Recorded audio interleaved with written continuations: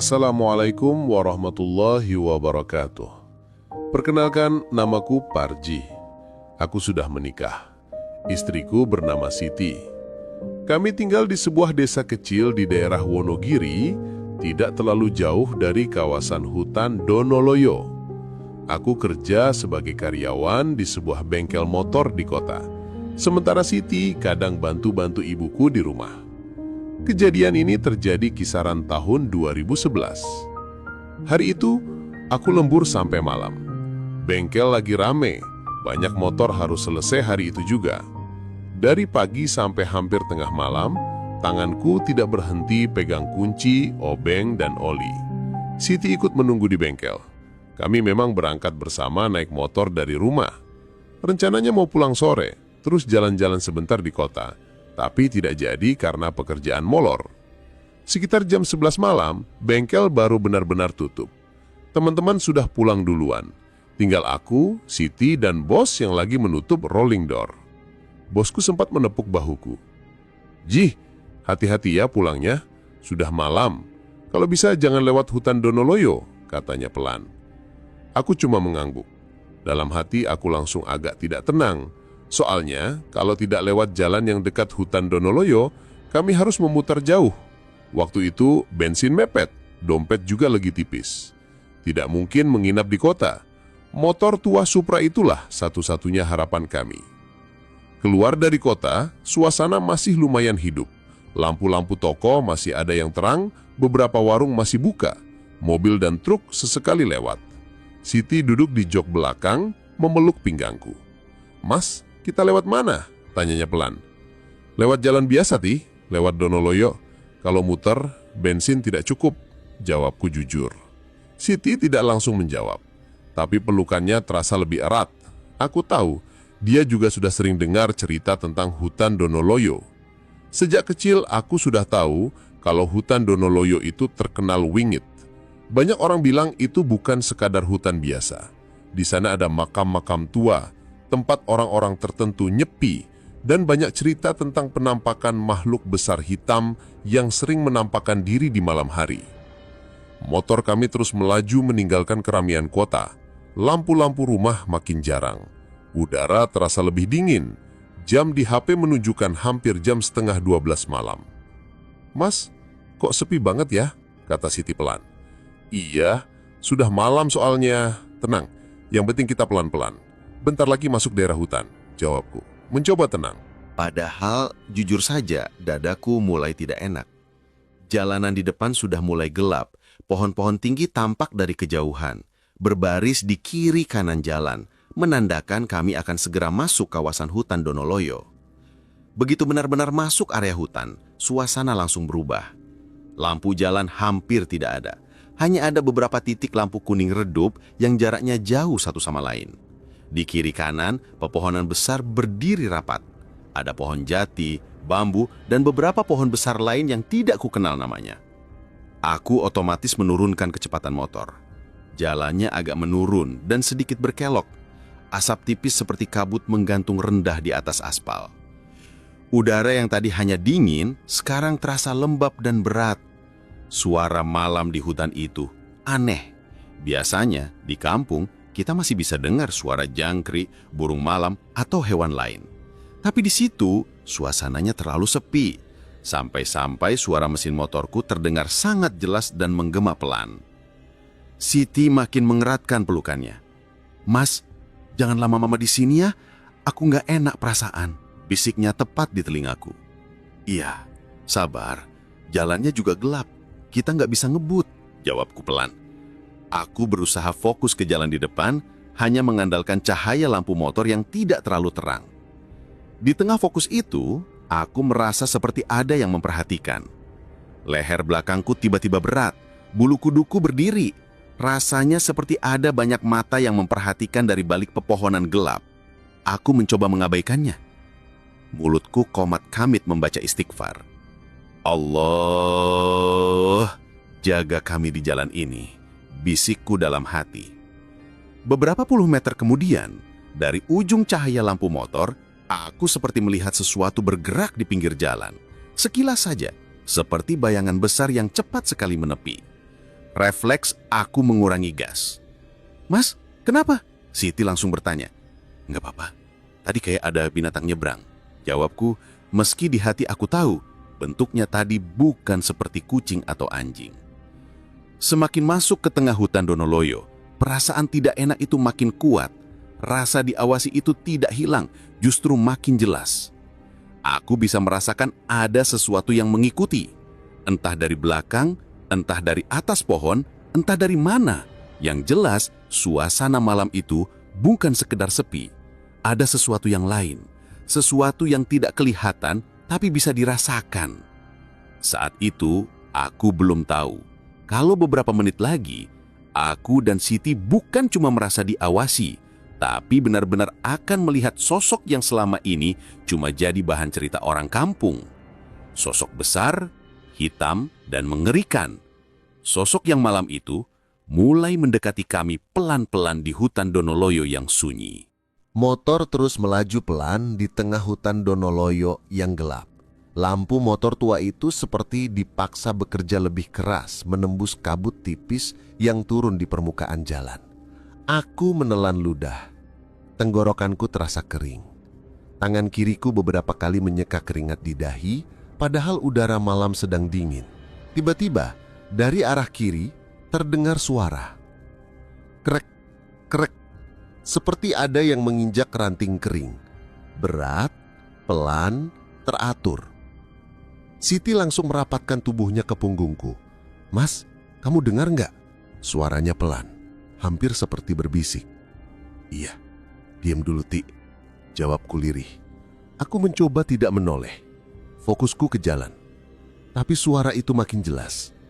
Krek, krek, krek. Seolah-olah ada sesuatu yang berjalan mengikuti motor kami sejajar di antara pepohonan yang gelap.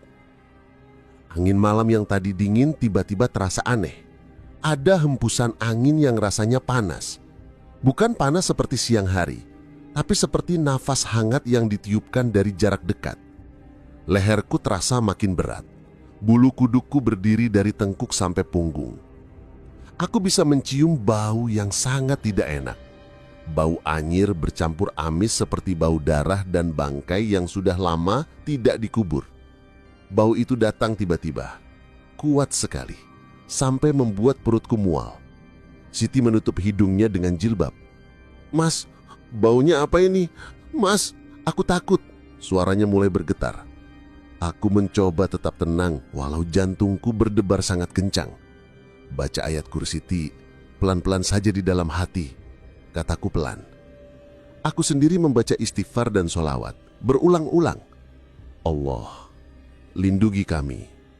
Suara ranting patah di kiri tadi tiba-tiba berpindah ke kanan. Krek, krek, seperti ada yang melompat pelan, berpindah sisi, tapi tetap sejajar dengan motor kami. Aku mulai tidak tahan. Pelan-pelan aku melirik lewat kaca spion kecil di pinggir steng. Sekilas, di belakang kanan motor aku melihat sesuatu yang membuat nafasku hampir berhenti. Ada bayangan besar, hitam, berjalan agak membungkuk di pinggir jalan. Aku langsung memalingkan pandangan lagi ke depan. Dadaku serasa mau meledak. Tangan yang memegang stang terasa lemas. "Mas, kenapa? Mas lihat apa?" tanya Siti makin panik. "Jangan nengok ke belakang. Apapun yang terjadi, jangan nengok," jawabku cepat. Siti tidak menjawab, tapi aku bisa merasakan tubuhnya bergetar. Pelukannya di pinggangku sangat kencang. Motor terus melaju pelan di jalan yang menurun. Di depan ada tikungan agak tajam. Aku fokus mengatur rem. Saat melewati tikungan itu, lagi-lagi terdengar suara berat dari sisi kanan. Kali ini bukan cuma suara ranting, terdengar seperti nafas. Panjang, berat, dan dalam. Bau anyir itu makin kuat, sampai-sampai mataku perih dan kepala terasa pening. Tanpa sengaja, aku kembali melirik spion. Kali ini, sosok itu terlihat lebih jelas. Ada sesuatu yang berjalan cepat di belakang motor kami. Tinggi besar, jauh lebih tinggi dari manusia biasa. Tubuhnya hitam dan seperti dipenuhi bulu lebat. Kepalanya besar, rambutnya acak-acakan. Dari spion, aku sempat melihat sepasang mata merah menyala. Merahnya bukan seperti lampu, tapi seperti bara api yang menyala pelan. Mulutnya lebar, giginya besar-besar, seperti siap menggigit apa saja. Tangannya panjang, hampir menyentuh tanah saat berjalan. Aku langsung mengucap, Allahu Akbar, pelan, hampir tanpa suara. Siti yang mendengar itu ikut menangis tertahan.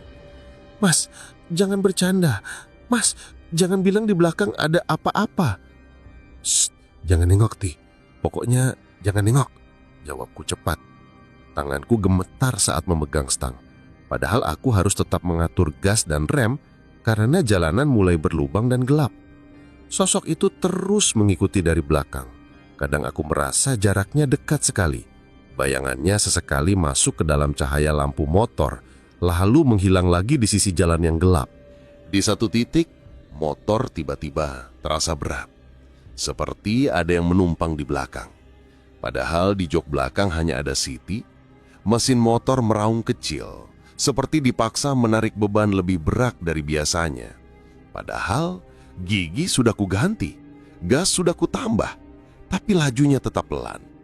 Mas, kenapa motornya? Siti mulai panik. Entah, rasanya berat banget, jawabku jujur. Di tengah rasa takut itu, tiba-tiba sesuatu mengenai punggungku. Duk, duk, duk. Seperti ada yang menepuk pelan, tapi tangan itu besar dan berat. Aku spontan menengok sedikit ke kanan, tapi tidak berani menoleh penuh. Dalam sekilas, dari sudut mataku, aku melihat sosok hitam itu sudah sangat dekat. Begitu dekat, aku bisa melihat bulu-bulu lebat di dadanya. Aku merinding setengah mati. Allah, Allah, Allah, ucapku berulang-ulang, hampir tanpa suara. Siti menangis. Air matanya membasahi punggung bajuku. Mas, aku nggak kuat. Mas, baca doa, Mas. Aku menguatkan hati. Aku membaca ayat kursi sekuat yang aku ingat. Bacaan itu mungkin tidak terlalu lancar, tapi aku paksa lidahku bergerak. Saat aku membaca itu, napas berat di sebelah kanan sedikit menjauh.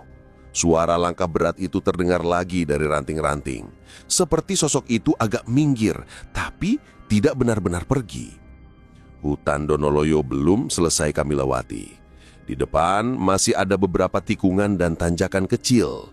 Aku melihat samar-samar, di kejauhan ada cahaya kecil seperti lampu rumah atau warung.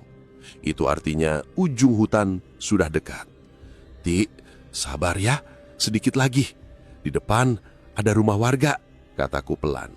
Siti hanya mengangguk, masih sambil menangis tertahan. Tangannya yang dingin memelukku erat sekali. Motor berjalan pelan mendekati ujung hutan.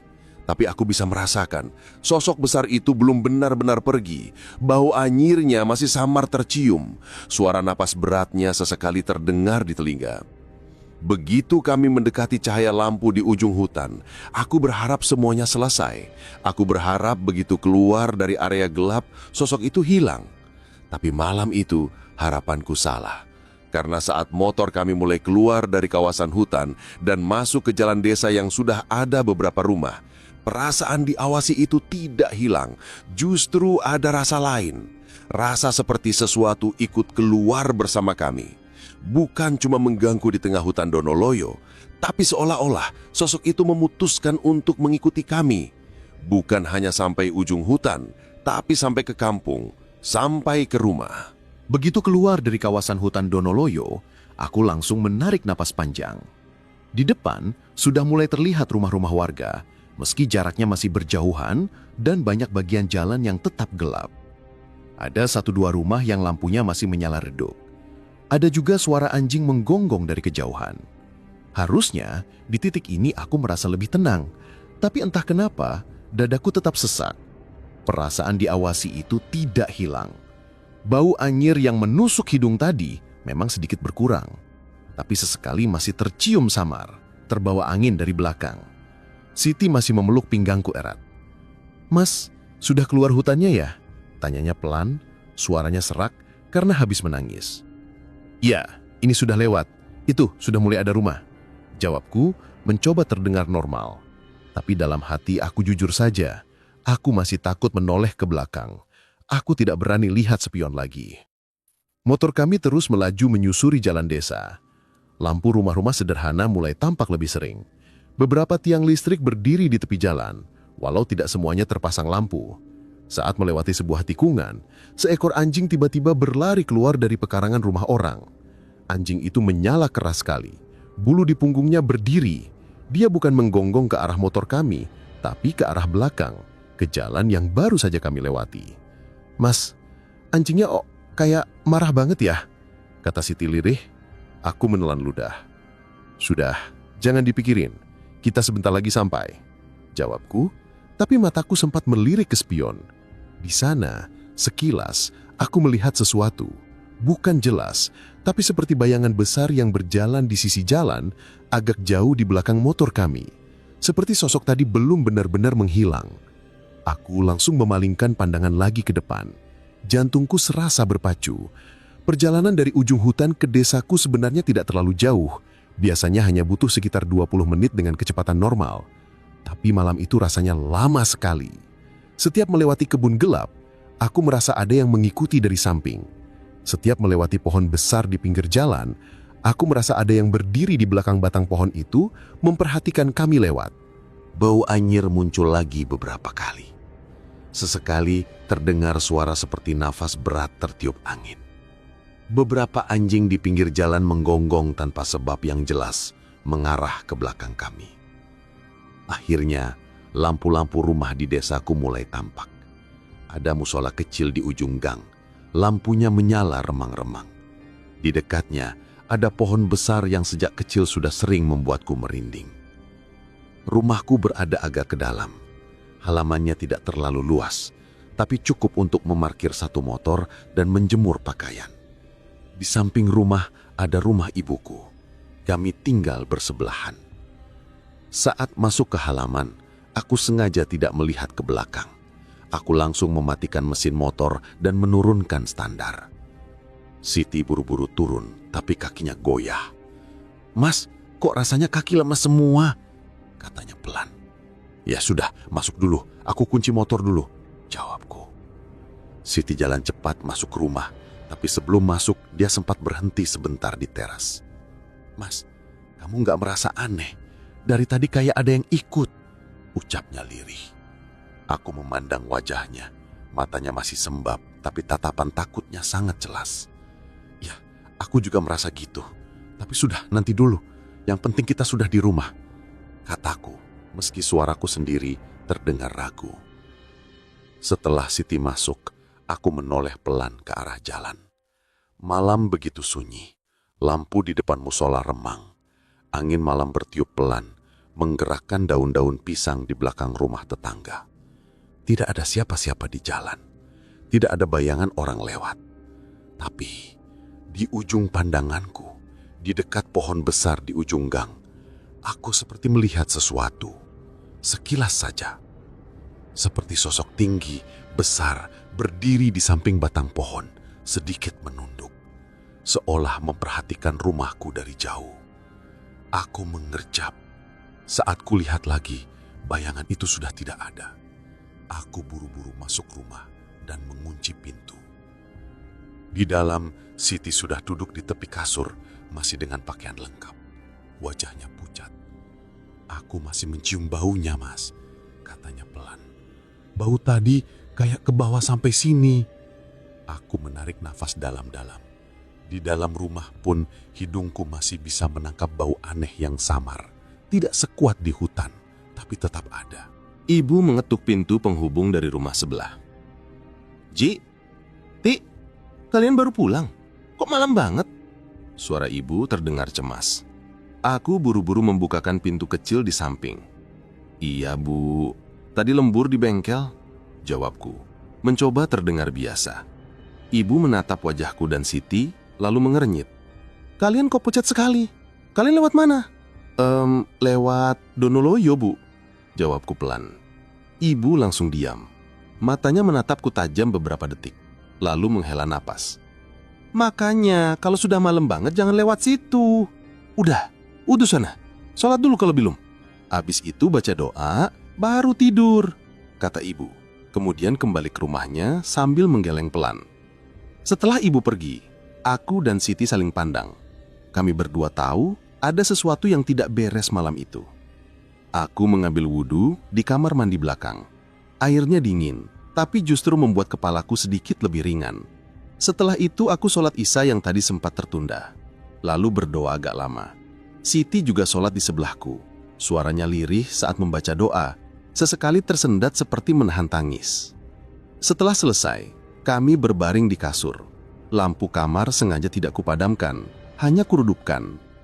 Mas, kalau aku nggak bisa tidur gimana? Tanya Siti pelan. Ya sudah, baca-baca saja pelan-pelan. Insya Allah nanti ngantuk sendiri. Jawabku meski dalam hati aku tahu, aku sendiri juga tidak yakin bisa tidur nyenyak. Malam semakin larut. Suara dari luar rumah sangat sepi. Sesekali hanya terdengar suara motor lewat jauh di depan sana. Sekitar lewat tengah malam, saat mataku mulai berat, tiba-tiba terdengar suara di atap rumah. Duk, duk, duk. Seperti ada sesuatu yang berat melangkah pelan di atas genteng. Aku dan Siti langsung terbangun bersamaan. Kami saling tatap. Mas, kamu dengar? Iya, aku dengar. Suara itu tidak seperti kucing berlari. Terlalu pelan, terlalu berat. Setiap kali langkah itu terdengar, rumah seperti ikut bergetar halus. Duk, duk, duk, pelan. Mengelilingi atap, bau anyir yang tadi sempat hilang, tiba-tiba muncul lagi. Kali ini seperti masuk melalui celah-celah genteng dan ventilasi, membuat udara di dalam kamar terasa pengap dan mual. Siti menutup hidung dan mulutnya dengan selimut. Mas, aku nggak kuat sama baunya. Suaranya bergetar. Aku duduk bersandar di dinding, mataku menatap langit-langit kamar. Allah, ini apa lagi? Batinku gemetar.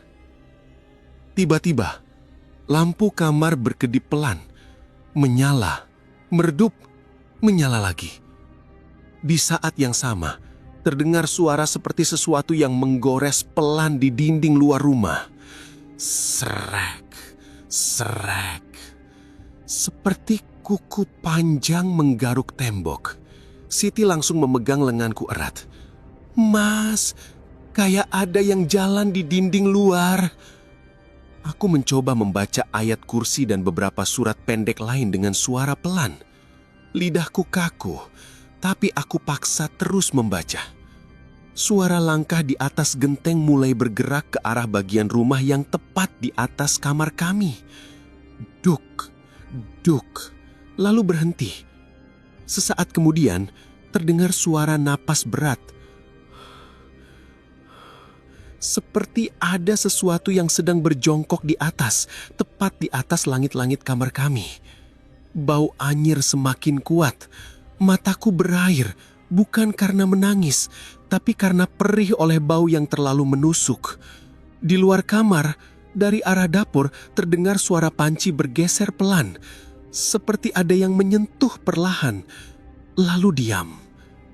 Malam itu kami berdua hanya bisa duduk di kasur, saling merapat, membaca doa sebisanya. Tidak ada yang berani keluar kamar. Aku mulai yakin sosok besar yang kami temui di hutan Donoloyo tadi sekarang bukan hanya mengikuti sampai depan rumah, tapi sudah berada di atas rumah, mengelilingi, mengawasi. Dan di dalam hatiku mulai muncul satu tekad. Kalau sampai besok pagi gangguan ini tidak berhenti, aku harus minta bantuan orang yang lebih paham. Di desa kami ada seorang Pak Kiai yang cukup disegani. Malam itu, sambil menahan takut dan menguatkan hati, aku berjanji dalam hati. Besok apapun yang terjadi, aku harus datang ke rumah Pak Kiai itu. Azan subuh dari musola kecil di ujung gang terdengar pelan. Aku dan Siti langsung saling pandang. Semalaman kami hampir tidak tidur. Hanya duduk, rebahan sebentar, lalu kaget lagi setiap ada suara di atap. Bau anyir itu baru benar-benar hilang mendekati pagi. Tapi rasa takutnya masih tinggal. Ti, ayo wudhu dulu. Kita sholat, Habis itu nanti kita ke rumah Pak Kiai, kataku pelan. Siti mengangguk lemah, matanya sembab, wajahnya pucat.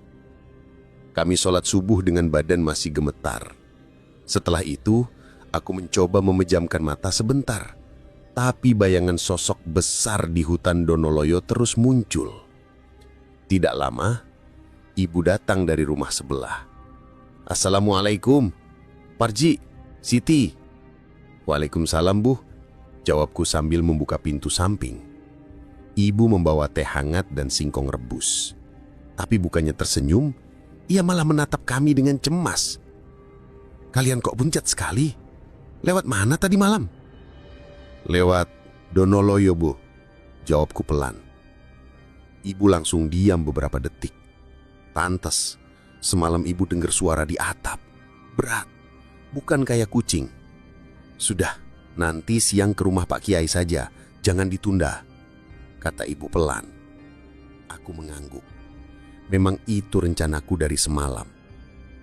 Menjelang duhur, aku memanaskan motor di halaman. Saat itu, Siti yang hendak keluar rumah tiba-tiba berhenti. "Mas, lihat tanah dekat pohon itu," katanya lirih. Aku melangkah mendekat. Di tanah yang agak lembek, ada bekas injakan besar. Bentuknya bukan kaki manusia, lebih lebar, bagian ujungnya seperti jari-jari besar yang menancap dalam. Aku merinding. "Tadi malam belum ada, Mas," ucap Siti, suaranya bergetar. Aku menarik napas dalam. "Sudah, jangan dipandangi.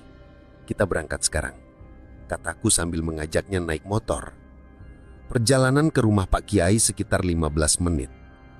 Jalanan siang itu cukup ramai.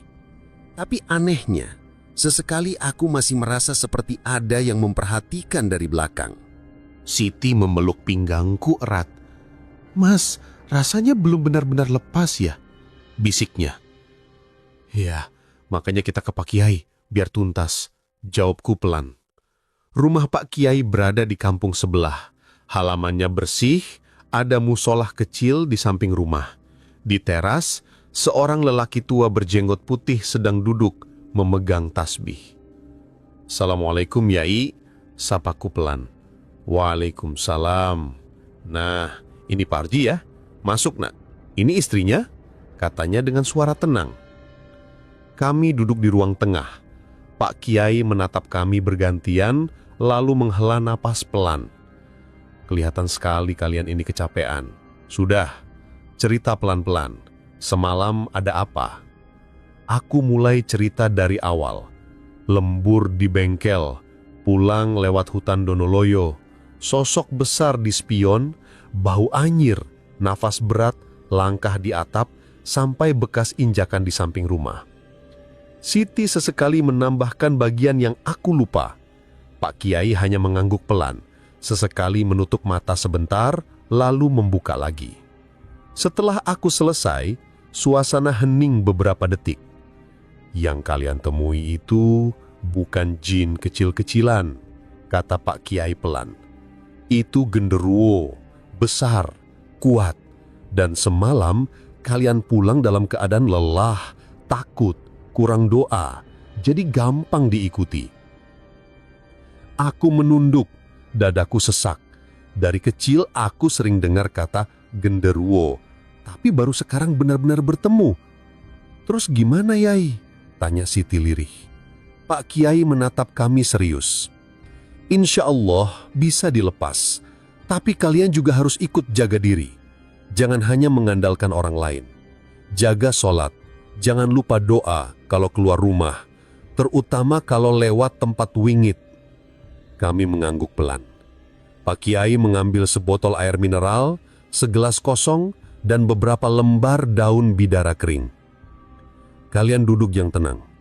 Parji menghadap kiblat, istrimu di sampingmu. Kalau nanti badan terasa panas, berat, atau pusing, jangan kaget. Ikut baca doa pelan-pelan di dalam hati," katanya. Aku duduk bersila menghadap kiblat. Siti duduk di sebelahku memegang ujung kerudungnya erat-erat. Pak Kiai mulai membaca ayat-ayat suci. Suaranya pelan tapi mantap. Setiap bacaan seperti menekan dada dan menembus kepala. Suara Pak Kiai bergantung di udara. Tidak terlalu keras, tapi terasa memenuhi ruangan. Awalnya biasa saja, tapi beberapa menit kemudian, tengkukku terasa panas. Bau anyir yang tadi hilang kembali muncul, pelan tapi jelas. "Mas, baunya datang lagi," bisik Siti, matanya mulai berkaca-kaca. Aku menggenggam tangan Siti. "Baca saja, Ti, pelan-pelan," kataku. Di sudut ruangan, di dekat dinding, aku tiba-tiba seperti melihat bayangan hitam. Samar, tapi bentuknya jelas. Besar, membungkuk, dengan 2 titik merah menyala seperti mata. Aku merinding. "Yai, di pojok," ucapku gemetar. Pak Kiai tidak menoleh. "Tenang, saya sudah lihat. Jangan fokus ke dia. Fokus ke bacaan. Dia marah karena diusir," katanya, suara tetap mantap. Lanjutan bacaan makin keras. Ayat kursi, Al-Ikhlas, Al-Falak, An-Nas bergantian keluar dari mulut Pak Kiai. Dadaku semakin sesak, leher panas, kepala berat. Tiba-tiba rasanya mual, seperti ingin muntah tapi tidak ada apa-apa yang keluar. Pak Kiai berdiri mendekat, menempelkan telapak tangan di kepalaku sambil terus membaca. Begitu tangannya menyentuh, tubuhku seperti disambar sesuatu yang panas dan berat. Aku mengerang pelan. Siti menangis tertahan, memeluk lenganku. "Tarik napas, Ji. Hembuskan pelan. Lagi," kata Pak Kiai. Aku mengikuti. Tarik napas dalam, hembuskan pelan. Setiap hembusan rasanya seperti ada beban keluar satu persatu. Di pojok ruangan, bayangan hitam itu seperti makin terdesak. Bentuknya mulai kabur. Mata merahnya seperti redup, lalu makin kecil. Sampai akhirnya pada satu hembusan napas panjang, rasa sesak itu hilang mendadak. Panas di tengkuk mereda, kepala terasa lebih ringan. Aku mengangkat kepala. Sudut ruangan yang tadi gelap dan berat, kini terlihat biasa saja. Bayangan besar itu sudah tidak ada. Bau anyir pun pelan-pelan lenyap. Tinggal bau kayu dan udara siang dari jendela. Pak Kiai duduk kembali menatap kami. "Insya Allah, yang besar tadi sudah dilepas. Tapi sisa-sisanya masih mungkin ada di sekitar rumahmu. Nanti malam, habis Isya, saya ke rumahmu. Kita bersihkan sekalian," katanya tenang. Aku dan Siti langsung mengangguk. "Terima kasih, Yai," suaraku serak. Saat itu, aku merasa napasku benar-benar lega untuk pertama kalinya sejak malam di hutan Donoloyo. Tapi dalam hati aku tahu, satu babak lagi belum selesai. Malam nanti, Pak Kiai akan datang ke rumahku. Kalau memang masih ada yang berani bertahan di sekitar sana, malam itu akan jadi penentuan. Menjelang sore, suasana rumah pelan-pelan terasa lebih ringan. Tapi jujur saja, aku dan Siti masih belum berani sendirian di dalam rumah. Pintu samping sengaja kubuka agar kalau apa-apa, ibu mudah keluar masuk. "Iti, malam habis Isya, Pak Kiai kesini," kataku pelan pada Siti. "Iya Mas, aku pengen semuanya cepat selesai," jawabnya lirih. Maghrib tiba, kami sholat berjamaah di rumah. Setelah itu, aku duduk di ruang tengah sambil membaca surat-surat pendek. Siti di kamar membereskan sedikit-sedikit. Di luar, suara anak-anak mengaji di musola kecil terdengar samar. Udara malam itu sejuk, tapi kadang ada hembusan angin yang membuat bulu kuduku masih berdiri. Isya berkumandang. Aku dan Siti sholat di musola dekat rumah. Sepulang dari sana, kami melihat sosok Pak Kiai sudah berdiri di depan rumah, ditemani seorang pemuda yang biasa bantu di musola. Di tangannya ada tas kecil. "Assalamualaikum," sapa Pak Kiai. "Waalaikumsalam, Yai. Monggo masuk, jawabku cepat. Di ruang tengah, ibu ikut duduk di pojok, sekedar menemani. Wajahnya tegang, tapi ia berusaha tenang. Pak Kiai melihat sekeliling rumah. Matanya berhenti sebentar di sudut-sudut tertentu. Rumah ini sebenarnya baik, tapi semalam tempat ini dilewati makhluk yang tidak sopan. Kita bersihkan, insya Allah tenang lagi, katanya pelan. Ia mengeluarkan botol air, segenggam daun bidara dan sebuah wadah kecil. Air itu dibacakan doa. Daun bidara direndam dan diremas. Parji, Siti, kalian ikut baca sebisanya di dalam hati. Nanti saya keliling rumah. Kalau ada rasa berat, panas, atau bau aneh, bilang, kata Pak Kiai. Lampu rumah sengaja tidak diredupkan, semua dinyalakan terang. Tapi entah kenapa, di beberapa sudut, cahayanya tetap terasa remang. Pak Kiai mulai dari ruang tengah. Ia memercikan air ruqyah ke setiap sudut sambil membaca ayat kursi dan surat Al-Baqarah beberapa potong. Suaranya tegas, tidak terburu-buru. Saat ia berjalan ke arah dapur, aku dan Siti ikut di belakang. Begitu melewati pintu menuju dapur, bulu kuduku langsung berdiri. Udara di sana terasa lebih dingin.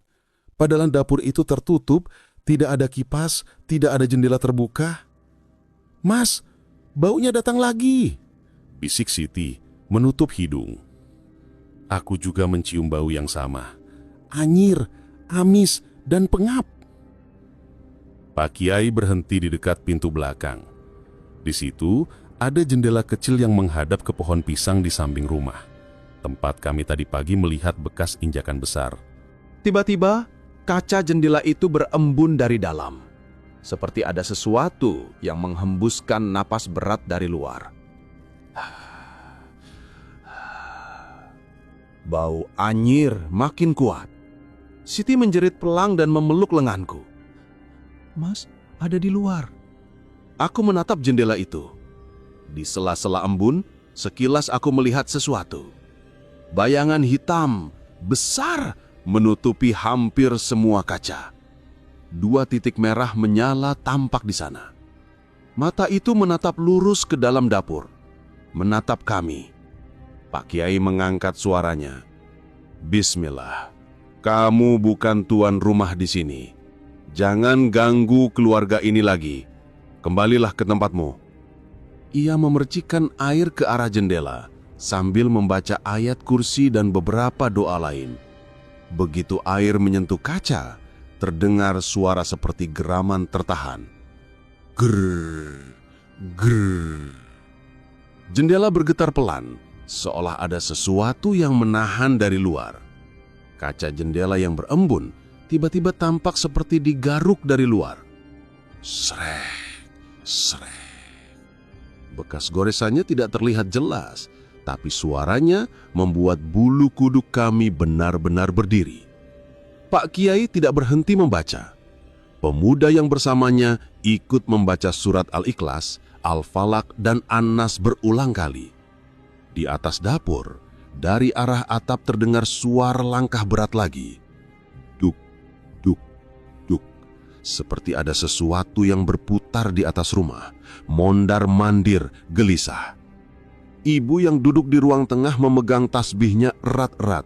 Dari jauh ku dengar suaranya ikut melafalkan istighfar pelan.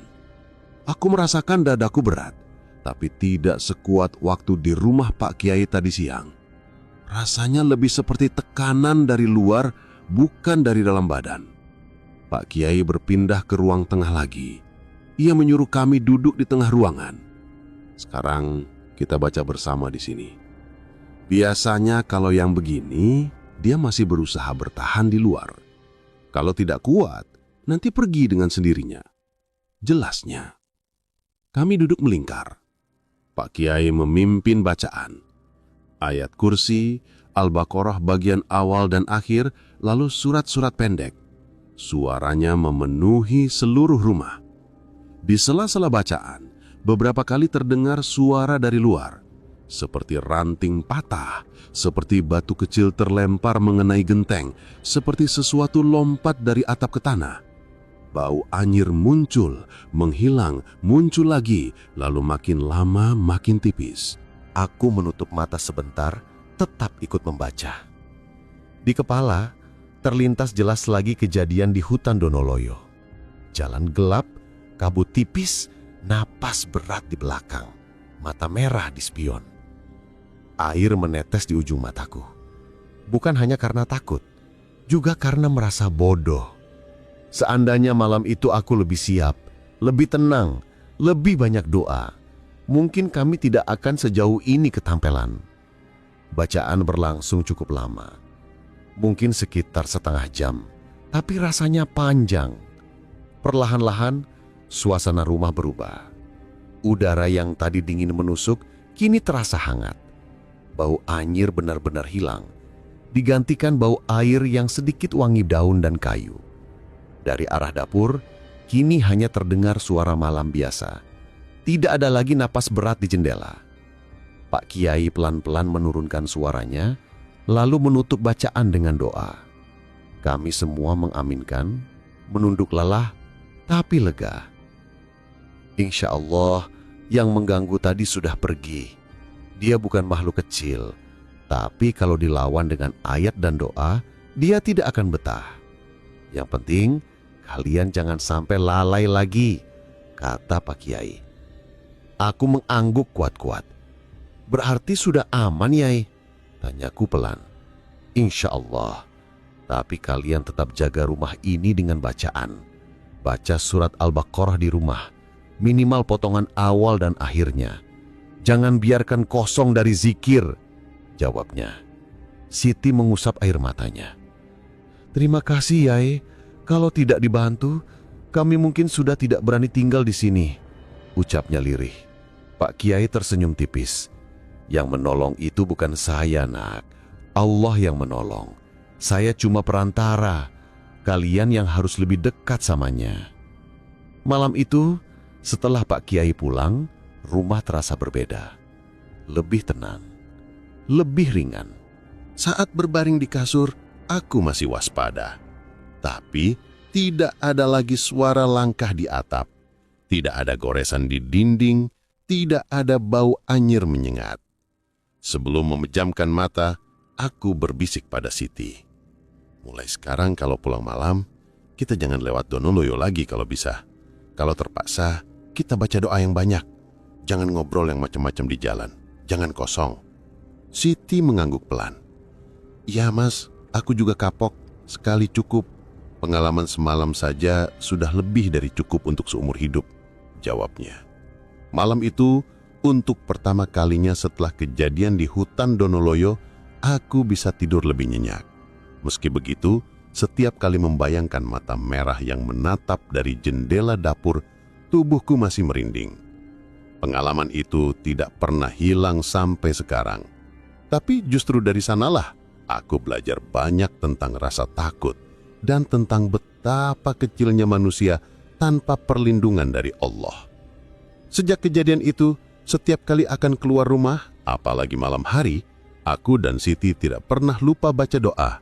Kami juga lebih rajin sholat tepat waktu, lebih sering membaca Al-Quran di rumah, dan berusaha menjaga ucapan saat melewati tempat-tempat sepi. Aku sadar, malam mencekam di hutan Donoloyo dan gangguan di rumah bukan sekedar cerita seram. Itu teguran halus agar kami tidak lalai, agar kami ingat bahwa di sekitar kita ada makhluk lain yang juga hidup, dan hanya dengan izin Allah lah kita bisa selamat dari gangguan mereka. Semoga kisah ini bisa jadi pengingat. Jangan sombong merasa berani di tempat wingit. Jangan remehkan doa sebelum bepergian. Dan jangan lupa, rumah yang sering dipakai zikir akan lebih sulit dimasuki makhluk yang tidak baik. Terima kasih sudah mendengarkan cerita ini sampai akhir. Semoga ada hikmah yang bisa diambil dan semoga Allah selalu menjaga kita semua dari gangguan yang tampak maupun yang tidak tampak. Wassalamualaikum warahmatullahi wabarakatuh. Kalau teman-teman suka dengan cerita ini, silahkan bantu dengan like, subscribe, dan tinggalkan komentar. Ceritakan juga pengalaman kalian di kolom komentar. Siapa tahu bisa jadi pelajaran untuk yang lain.